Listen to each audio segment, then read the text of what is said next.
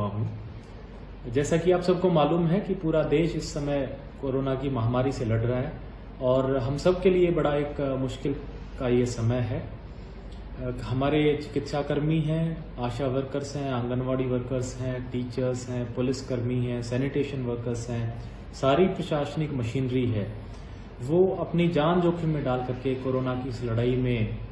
हम सब मिलकर के आगे बढ़ रहे हैं ताकि आम जनता की जान की सुरक्षा की जा सके। ऐसे में इस दौरान में देखा गया है, इस पूरी महामारी के दौरान, इस लड़ाई के दौरान ये पाया गया है कि कुछ मीडिया के, सोशल मीडिया के विभिन्न प्लेटफॉर्म्स जो कि यूट्यूब के जरिए, इंस्टाग्राम के जरिए, ट्विटर, फेसबुक, लिंक्डइन, व्हाट्सएप, इनके जरिए एक्टिव होते हैं, या टेलीग्राम के जरिए, पब्लिक और कोई एप्लीकेशंस हैं, चाहे प्रत्यक्ष और अप्रत्यक्ष रूप से कोरोना की जो खबरें हैं उनको कवर करते हैं। और ये सारी जो सोशल मीडिया की जर्नलिस्टिक एक्टिविटी है, ये कहीं ना कहीं अनरेगुलेटेड है, अनएक्रेडिटेड है। इसका कहीं भी रेगुलेशन या इसका एक्रेडिशन जो है वो संबंधित अथॉरिटी के साथ नहीं है। तो कुछ केसेस में हमने ये पाया है कि सही सूचना लोगों तक ना पहुंचाने की वजह से कई लोगों के मनोबल पे इस पे गलत प्रभाव पड़ता है। कई लोगों को गलत सूचना की वजह से उनके दिमाग में, मस्तिष्क में कई तरह की भ्रांतियां भी डेवलप हो जाती हैं। माननीय उच्चतम न्यायालय ने, सुप्रीम कोर्ट ने उनकी रिट पिटीशन 468 ऑफ 2020 एवं 469 ऑफ 2020 में इस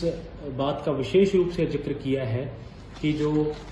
इल इन्फॉर्मेशन है, जो गलत सूचना है, वो कहीं ना कहीं लोगों की मेंटल हेल्थ पे को भी इफेक्ट करती है और जो हमारे कोरोना वॉरियर्स हैं, जो हमारे हेल्थ वर्कर्स हैं, पुलिसकर्मी हैं, सैनिटेशन वर्कर्स हैं, उनके मनोबल को भी प्रभावित करती है।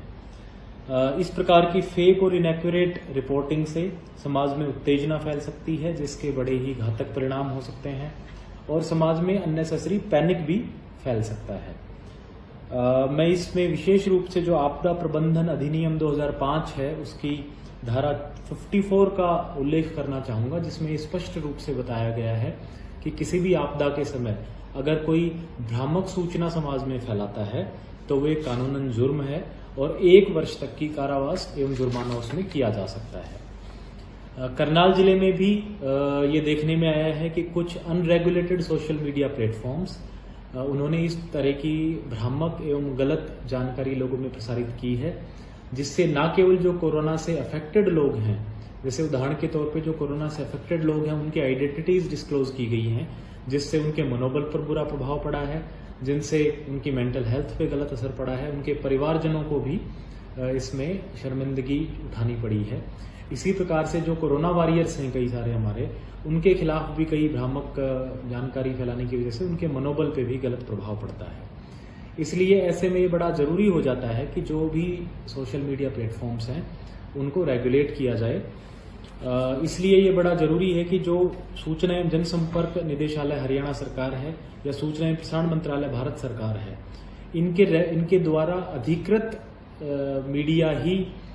खबरों का संचालन करे, न्यूज का संचालन करे। जो अनऑथराइज्ड सोशल मीडिया प्लेटफॉर्म्स हैं उनको बंद किया जाए। इसी कड़ी में जिला प्रशासन करनाल ने एक महत्वपूर्ण फैसला लिया है और इसलिए हमने सोचा है कि जिलाधीश होने के नाते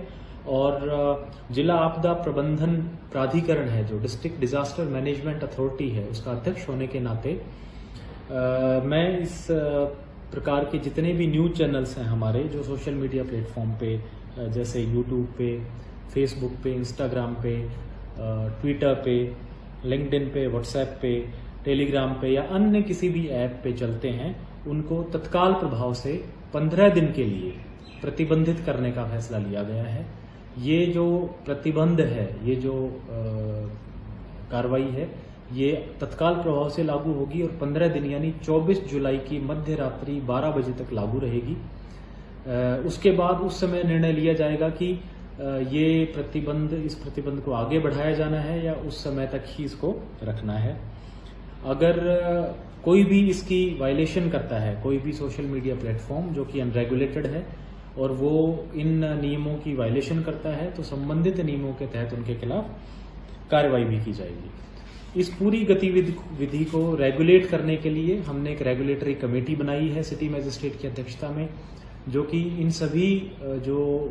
हमारे प्लेटफॉर्म्स हैं, Facebook, Twitter, WhatsApp, Telegram, LinkedIn, जो भी प्लेटफॉर्म्स हैं जितने भी हैं, उन सब पे अपनी नज़र रखेगी। और अगर कोई भी सोशल मीडिया ग्रुप या इंडिविजुअल जो अनरेगुलेटेड है, जो भारत सरकार और हरियाणा सरकार से एग्रीगेटेड नहीं है, वो कोई भी सूचना जारी करता हुआ पाया गया तो उसके खिलाफ फिर इस आदेश की कंटिन्यूएशन में भारतीय दंड संहिता के तहत, आपदा प्रबंधन अधिनियम के तहत और एपिडेमिक डिजीज एक्ट के तहत कार्रवाई की जाएगी।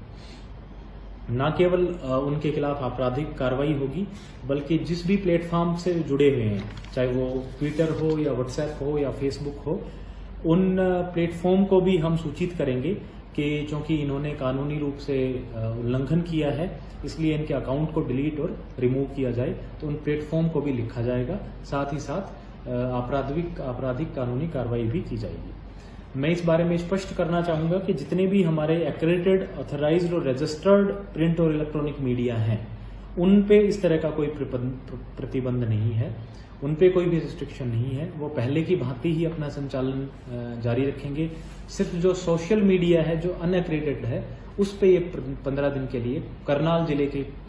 अधिक क्षेत्र में प्रतिबंध लगाया गया है। साथियों, पूरी करनाल की जनता ने,